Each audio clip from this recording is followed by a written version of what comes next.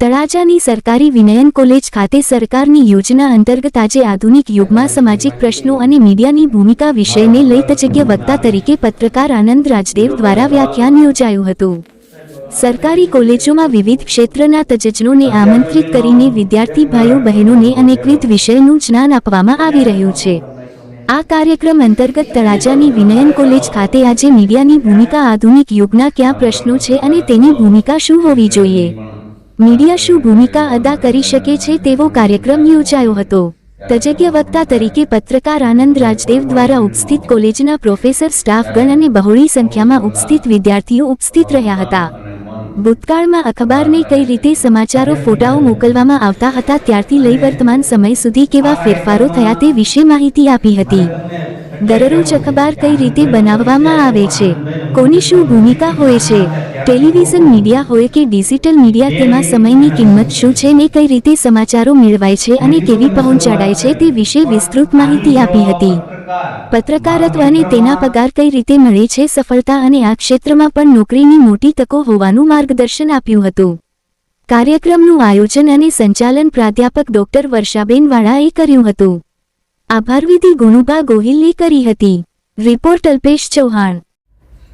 માત્ર પત્રકારત્વ ક્ષેત્ર જ નહીં પણ ખાસ કરીને જ્યારે યુવાન ભાઈઓ બહેનોની સંખ્યા બહોળી છે ત્યારે કહેવાનું મન થાય કે તમે કોઈ પણ ફિલ્ડમાં હો ત્યારે 24 કલાક તમારું તન અને મન તમારા કાર્યક્ષેત્રમાં। મારો નંબર તમને આપીશ। બીજો કોઈનો સવાલ? અત્યાર સુધીનો એક મેળા કડવો અનુભવ થયેલો કાર્યક્રમ આવતો કામ કરવાનું એ નક્કી કરવાનું એ નિર્ણય લેવાનું કામ તંત્રીનું હોય છે, પત્રકારનું નથી હોતું।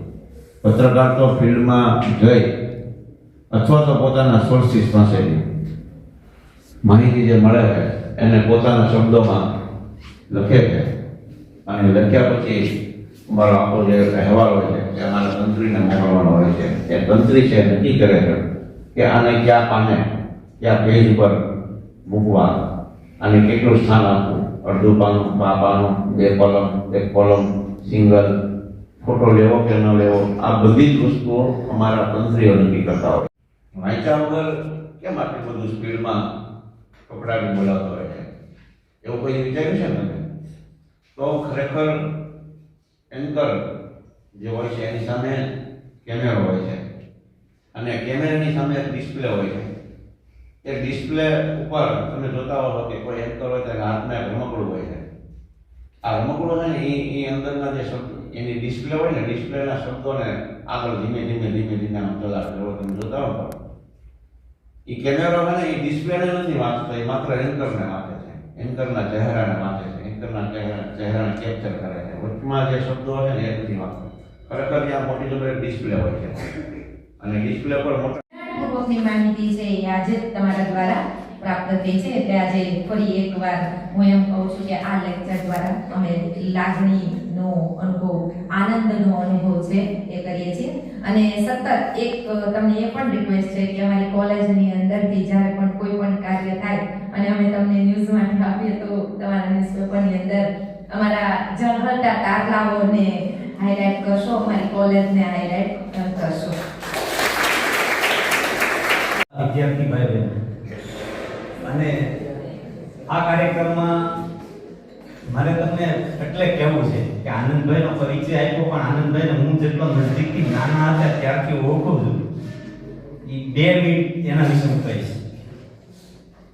એને કીધું કે મેં શરૂઆત કરી, પણ આની જેવો પત્રકાર મારા મિત્રમાં શ્રેષ્ઠ મેં કોઈ મારી લાઈફમાં જોયું નથી। બહાદુર પત્રકારત્વ કોઈ કરતું હોય તળાજા તાલુકાનું તે આનંદ રાજદેવ છે।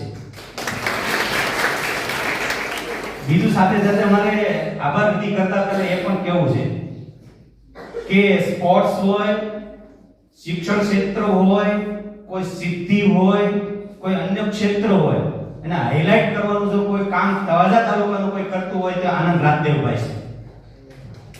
હમણાંનો તમને કાલનું ઉદાહરણ આપું કે જે જાંબુજા દીકરી જે ગુજરાતમાં ફર્સ્ટ આવી, જે આપણી કોલેજનું ગૌરવ છે, જે ગુજરાતીના પ્રોફેસર સાહેબ પંડ્યા સાહેબ, પરમાર સાહેબ એની હેઠળ માર્ગદર્શન લઈને જે અમદાવાદની અંદર ગુજરાત ફર્સ્ટ આવી અને કાલની જે પ્રેસ નોટ છે ને એ દીધા ભેગી બીજા દિવસે કોઈ છાપતું હોય તે આનંદભાઈ છે.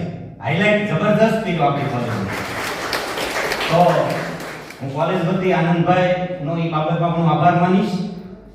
સાથે સાથે જ્યારે આભાર વતી કરી રહી છું ત્યારે આપણા પ્રિન્સિપાલ મનીષાબેન આ મુખ્ય મહેમાન તરીકે આજે તમને જે વિષય પ્રેસ મીડિયા ઉપરાંત ન્યૂઝપેપરની ટોટલી માહિતી આપી એવા આનંદભાઈ મારા પરમ મિત્ર ભાઈ સમાન, મારા સાથી પ્રોફેસર મિત્રશ્રી અને આ કાર્યક્રમના કોર્ડિનેટર વર્ષાબેન અને વાલા વિદ્યાર્થી ભાઈ બહેનો તમામનો હૃદયપૂર્વક આભાર માનું છું.